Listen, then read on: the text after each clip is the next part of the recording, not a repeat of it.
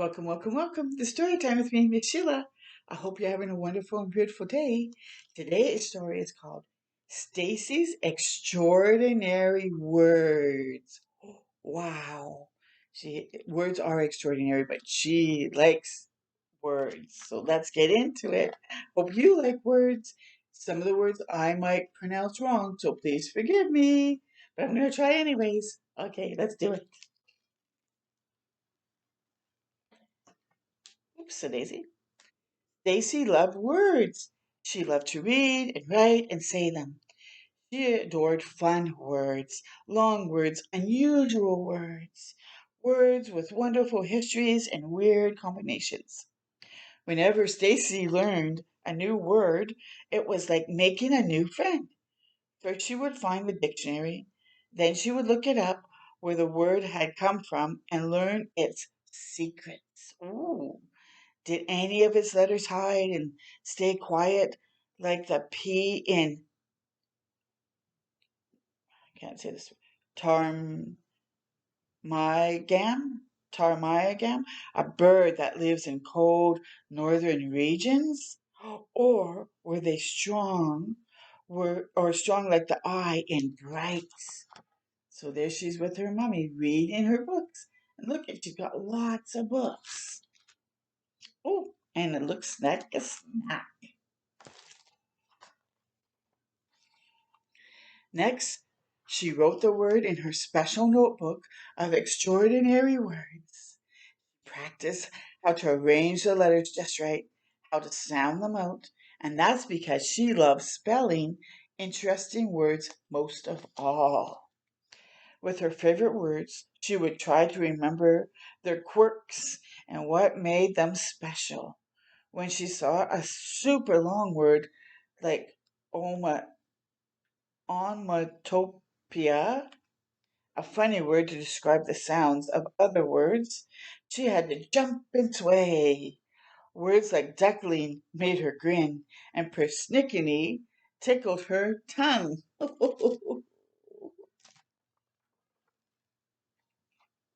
Sometimes Stacy thought that words understood her better than people did.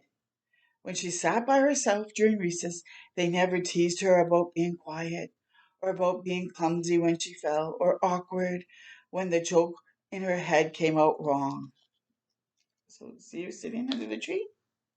When she read books under the covers, words never told her, go to sleep. Words understood why she was grumpy or anxious. In fact, words helped her explain what she was feeling, if only to herself. One day, Stacy's teacher, Mrs. Blakesley, asked her to wait after class. Squirmed in her seat. Oh no, because she was afraid, petrified. Another way to say really, really afraid.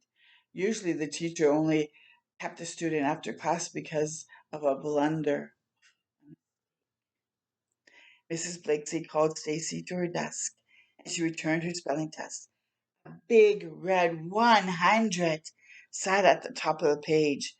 The teacher asked her, do you know what a spelling bee is? A smart insect? Stacy joked. The teacher smiled. A spelling bee is a contest where students compete to spell as many words correctly as they can. I would like for you to participate. Ooh, Stacy couldn't believe it. Who else will there be? I am nominating you and Jake. The spelling bee is next week. What a treat that is. Uh-oh. Stacy's excitement suddenly evaporated. Jake was not her friend. He was a bully who knew words too. Just yesterday, he had used a complicated word that made Suki cry. Last week he heard him Last week she heard him say something cruel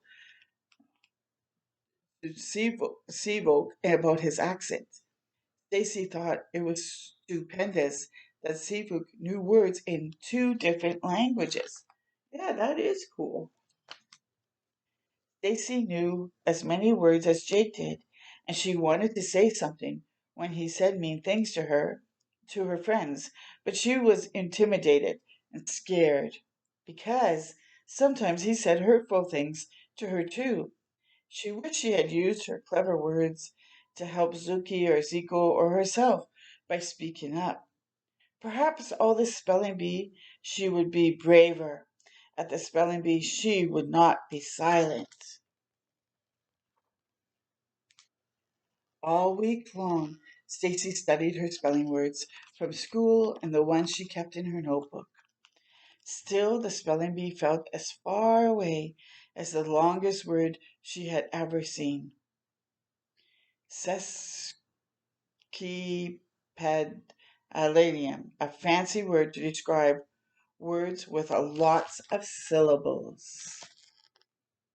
The days of the week were monotonous, torturous, and sluggish. Oh, every hour felt longer and longer. Finally, the morning of the spelling bee arrived. Stacy walked into the county library with her mother, holding her hand tight. Mama gave her a big hug and whispered into her ears, "Just do your best. Your dad and I are very proud of you." Stacy followed her teacher to the room where the other students waited until it was time to go. Then they went up onto the stage, and the announcer explained the rules. Kids stepped up to the microphone one by one to get the words, and if they spelled it right, the announcer told them so. But if they made a mistake, a bell would ring, and the students would have to leave the stage. No do-overs. Whoa. Stacy's turn finally came. Stomach ached with nervous energy. She was ready. Say the word dinner. Sound it out. Dinner. Spell it. Dither. Dinner. That is correct, the announcer called on the next student and the next. Promptly, enormous, shutter, transportation, craggy, reception, village. Finally, only three contestants remained, Stacy and Jake and a girl from another school. The girl went up to spell her word. Ding! She had spelled chocolate without the second O. Oh, so now there's only two left, her and Jake. We are down to our final two contestants, the announcer told the audience. Jake took a long time to spell accept. Stacy got squeezed, but remembered that gloss letters she adored, like Q and Z. Jake tackled clambering. Stacy conquered disengage. Then Jake defeated geometry. Stacy returned to the podium, ready to do battle with the next word, and she repeated it. She pronounced it. She spelled it. In, instantaneous. Instantaneous. She waited for the announcer. The bell dinged. I'm sorry, that is incorrect. The proper spelling is. Stacy couldn't hear the rest of what he said. Tears filled her eyes, but she stayed on stage like a good sport as Jake got his trophy and she received her second place ribbon. Everyone congratulated Jake, and so did she. That's a good winner. I mean, someone like that's a good sport, I meant. Good job. Jake laughed and rolled his eyes. At least I know the difference between an I and an E. Oh, he doesn't. That's not so a loser, hey? Doesn't need to be mean. Stacy felt embarrassed, but she refused to let Jake make her cry. Well, I misspelled a word, but I don't know how to be courteous. But I do know how to be courteous, and you should try it. Very good. She wasn't cruel. She just said it plainly. You're just smart. She turned away and went to find her mom. If today were like one of the stories Stacy loved most, she would have won. And Jake would have learned that words were a gift that shouldn't be used to hurt people. Very true. Words shouldn't be used to hurt people. love and build one another up. I agree.